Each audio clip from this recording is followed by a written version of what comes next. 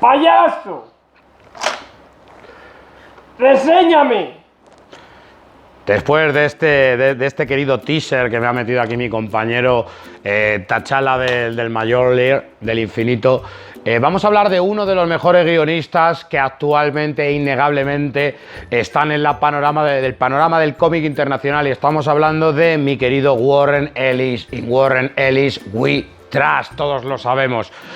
Alguien que nos ofrece ideas muy frescas y cómic que nunca quedarán en el olvido y sin embargo se convertirán en obras de culto. Comenzamos. Y ahora viene la cortinilla. ¿Has visto cómo me la he aprendido? Pero no has saludado. ¿Eh? No has saludado. He dicho Molos y Morlax. No has dicho buenas Molos y Pues ahora lo hago, ahora lo tal. No, Molos y Esto es como un Morlax, teaser y ahora ya... Vale, venga, sí. Tomos y Grapas, tu programa de cómics. Queridos Morlos y Morlax, vamos a hablaros de ese Warren Ellis. Estáis todos ansiados, nos habéis pedido 1000 veces este vídeo. Y tenemos que hablaros de uno de los guionistas que han influido muchísimo en el tema del cómics y sobre todo en el cómic del siglo XXI. Es alguien que revolucionó el cambio completamente de teorías, que revolucionó el cambio de estética e incluso el cambio de las líneas argumentales. Estamos hablando de un guionista, volvemos a lo mismo, de estos británicos que llegan al terreno de Estados Unidos y de repente empiezan a implementar un poquito esos trabajos que ya habían realizado en revistas como podían ser 2000 AD y otro tipo de publicaciones en las que se relataban historias cortas, pero no por ello menos originales. El primer paso por el de Warren Ellis es el 1994 y es cuando llega a Marvel Comics. En Marvel Comics llega bajo la premisa de ser uno de estos artistas británicos que han revolucionado el mundo del cómic, como pueden ser, véase, Neil Gaiman, como puede ser Alan Moore o como puede ser el mismísimo Grant Morrison. Un guionista que se le cedió de repente una oportunidad de revitalizar lo que son los títulos de terror de Marvel Comics para así poder luchar un poquito con lo que es la escena de Vértigo. Hay que decir que Warren Ellis es uno de esos autores críticos, autores cínicos, un autor que realmente se deja llevar mucho por el gusto de la ciencia ficción, por el futurismo y por el transhumanismo. Siempre vamos a ver estos condimentos metidos en sus obras, donde nos va a relatar si realmente la evolución de la humanidad se puede cambiar por medio de lo que es la tecnología. Vamos a ver ese punto cínico que también tiene sobre la política, sobre los pilares fundamentales de una sociedad, como puede ser la religión, como puede ser la política e incluso como pueden ser ese corporativismo de las empresas, ¿no? Y todo ello muy relacionado con la metafísica, cosa de la que el autor es muy seguidor, y podemos ver en sus obras que no habla sin saber, sino que se basa en las teorías más actuales de todas estas corrientes.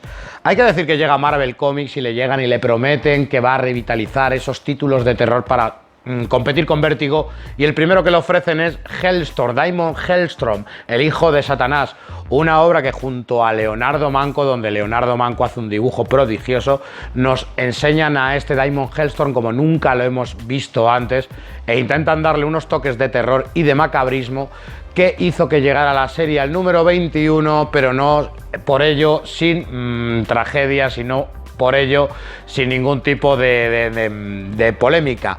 Hay que decir que a partir de aquí llegamos al Druida, una serie que llegó a 4 números. Estamos hablando de 12 números que quedaron en 4 porque quizá la obra estaba siendo un poquito agresiva o estaba siendo un poquito de un tono adulto, tal como él le habían prometido. No pasa nada, señor, le cancelamos el Doctor Druida, váyase usted al Doctor Extraño, y vemos como la editora que le estaba permitiendo estos juegos cae en esos despidos de Marvel. Cogen otra editora y esta editora creyó que los títulos de terror no eran lo más apropiado para la editorial, por lo cual le vimos en Doctor Extraño un numerito.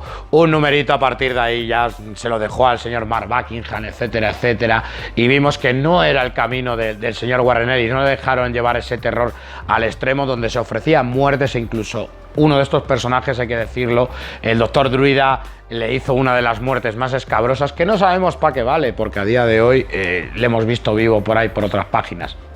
Pero da igual, otra serie importante, 2099, le llegan en el 2099 y demuestra su buen hacer en Doom 2099, donde nos va a mostrar a este Doctor Muerte. Recordemos que ha tenido una época prodigiosa, ha sido uno de los mejores títulos de esta franquicia y de repente llega Warren Ellis y lo convierte en presidente de los Estados Unidos en ese alternativo futuro del 2099 en el que se movía Marvel Comics.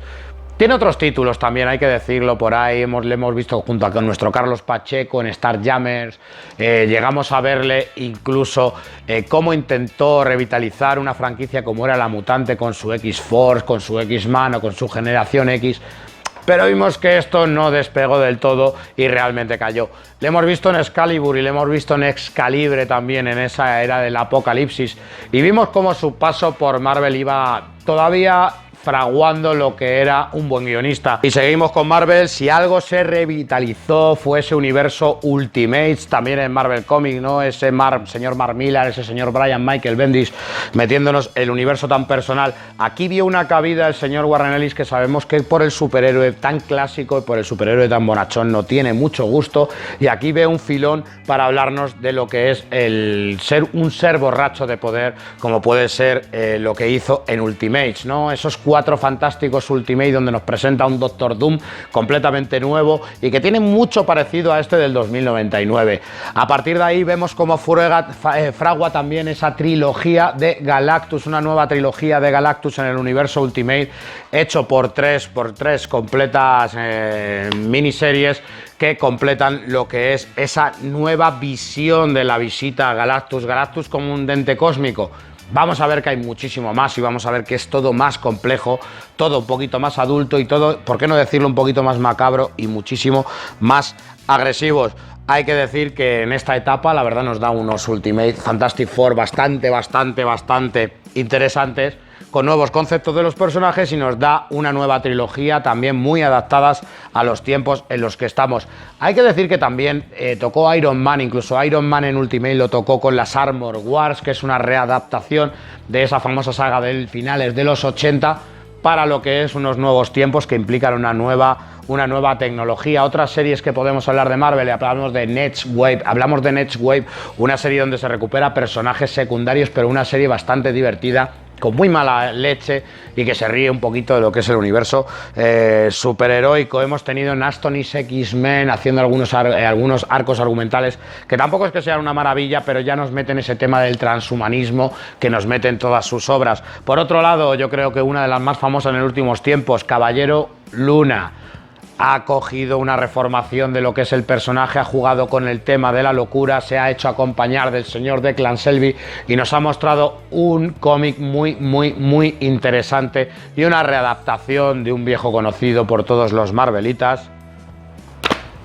el señor Luna, Caballero Luna. Vamos a ver cómo juega con esas personalidades, vamos a ver cómo, junto con Declan Shalvey, nos ofrece unos guiones bastante sencillos, autoconclusivos. Hay que decir que Warren Ellis es un autor que se mueve bastante en arcos argumentales autoconclusivos, como si fuera un sistema puzzle. Todas esas piezas luego en un momento encajan todos.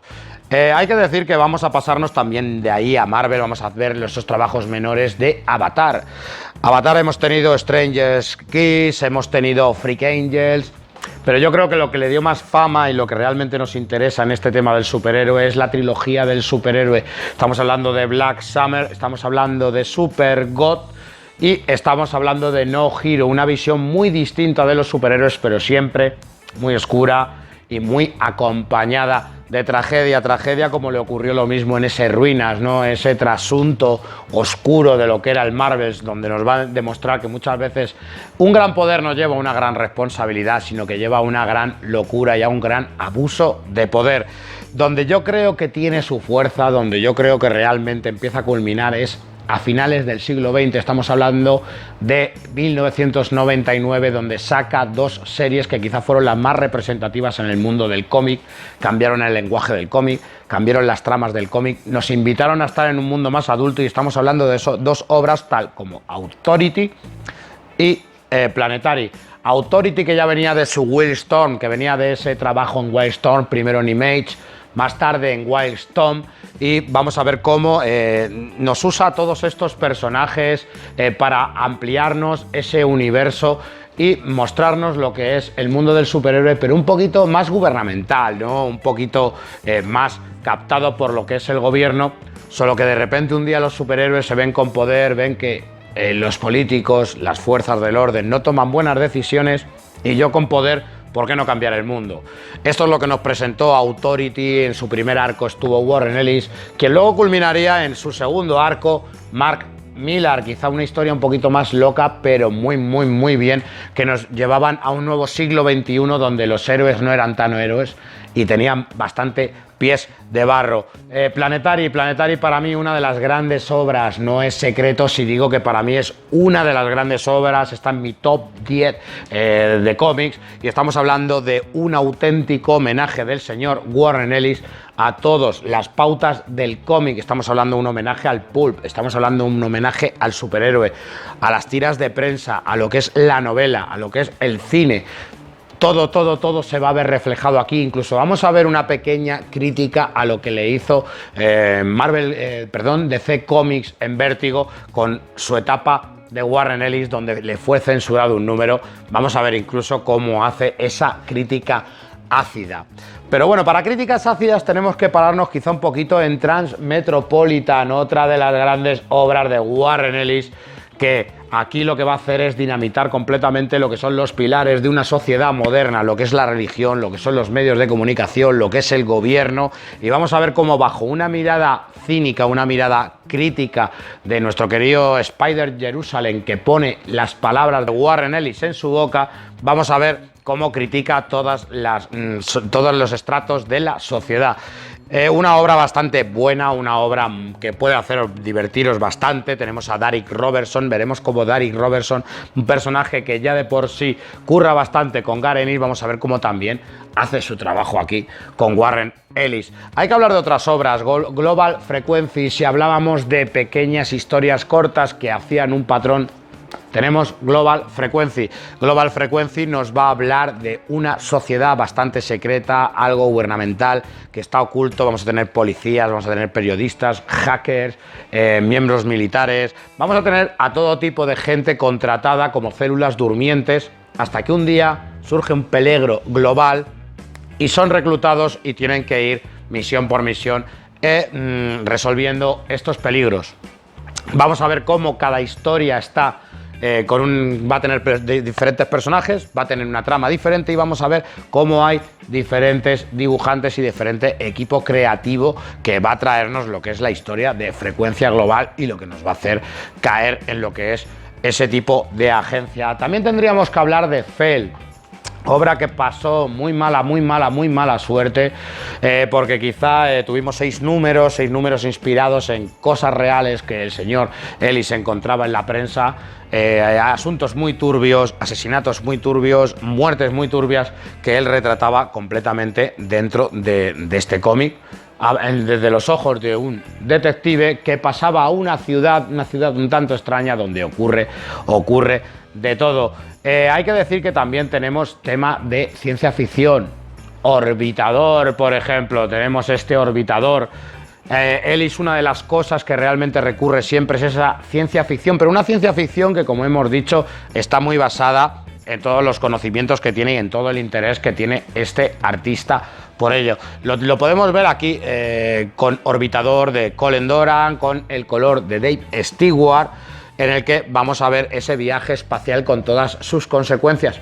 Lo mismo nos pasa con Ocean, otra obra que también nos habla del tema de la ciencia ficción y cómo muchas veces el encontrar vida en otros planetas no tiene por qué ser un motivo de alegría, ¿no? Os voy a dar una pista: cuando una civilización tiene 30 maneras de referirse a la muerte, no tiene que ser una sociedad muy buena, una sociedad muy pacifista, entendámoslo así. Señores, DC en Vértigo, ¿qué es lo que hizo en Vértigo? Yo creo que es una de las piedrecillas en su camino, ¿no? Y estamos hablando de Hellblazer. Si hablábamos de Hellblazer, dame esto sí que es bueno, coño, no lo de Ennis. Vamos a hablar de Hellblazer, que tiene sus pequeñas, su misma fórmula. pequeñas, historias cortas, pero no por ello menos interesantes, no por ello menos macabras y no por ello menos importantes en lo que es la biografía del personaje. Es más, quizá puedo decir que tiene una de las historias más mal rolleras de las que he podido leer yo en la colección de Hellblazer y al mismo tiempo una de las más entrañables.